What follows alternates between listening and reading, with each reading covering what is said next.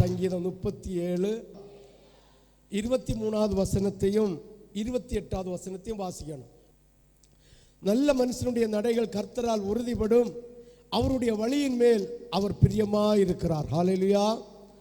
நல்ல மனுஷனுடைய நடைகள் கர்த்தரால் உறுதிப்படும்.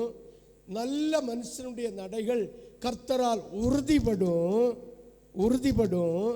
அவருடைய வழியின் மேல் அவர் பிரியமாயிருக்கிறாராம். அப்போ நல்ல மனுஷன் கர்த்தருடைய வழிகள், கர்த்தருடைய திருச்சபை, கர்த்தருடைய வசனத்தில் அவன் உறுதிப்பட்டிருப்பான். கர்த்தர்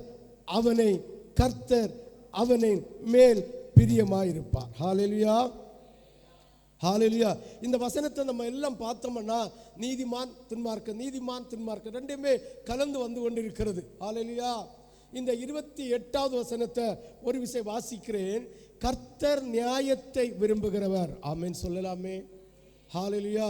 கர்த்தர் என்னத்தை விரும்புகிறார்? நியாயத்தை விரும்புகிறார். ஹல்லேலூயா. அது எப்பேற்பட்ட ஊழியக்காரனாக இருக்கட்டும், எப்பேற்பட்ட தீர்க்கதரிசியாக இருக்கட்டும், வானத்திலிருந்து பொந்து விழுகிற ஒரு தேவதூதனாக இருக்கட்டும், கர்த்தர் நியாயத்தை விரும்புகிற தேவன். ஹல்லேலூயா, ஹல்லேலூயா. அவர் தமது பரிசுத்தவான்களை கைவிடுவதே இல்லை. ஹல்லேலூயா, ஹல்லேலூயா. நம்ம மகா பெரிய ஆசாரியனாகிய யோசுவா ஏதோ ஒரு வஸ்திரத்தில் அழுக்கு இருந்தது நிமித்தம் மகா பலிபீடத்தில் பலி செலுத்துகிற தேவ பிள்ளை, அவன் தேவனுடைய கொள்ளியினால் அக்கினியினால் அதாவது புடமிடப்பட்டு வைத்திருந்தது நிமித்தம் ஆண்டவருடைய நீதிமானான் எண்ணப்பட்டான்.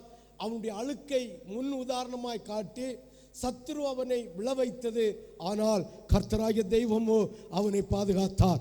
தேவதூதனுக்கு கட்டளையிட்டார், போய் அவனுடைய அழுக்கு வஸ்திரத்தை உறிஞ்சி தள்ளிவிட்டு புதிய இரட்சிப்பின் வஸ்திரத்தை உடு என்று சொல்லிவிட்டார். அதான் நீதிமான்களை ஒருபோதும் கைவிட மாட்டார். ஹல்லேலூயா, ஹல்லேலூயா. அவர் தமது பரிசுத்தவான்களை கைவிடுவதில்லை. அவர்கள் என்றென்றைக்கும் காக்கப்படுவார்கள். துன்மார்க்கனுடைய சந்ததியோ அறுப்புண்டு போகும். கர்த்தர் நியாயத்தை விரும்புகிறவர். யாவர் மேலும், எந்த மனுஷன் மேலும், எந்த ஊழியக்காரன் மேலும், எந்த தீர்க்கதரிசியின் மேலும், எந்த அப்போஸ்தலன் மேலும் நியாயத்தை விரும்புகிறார்.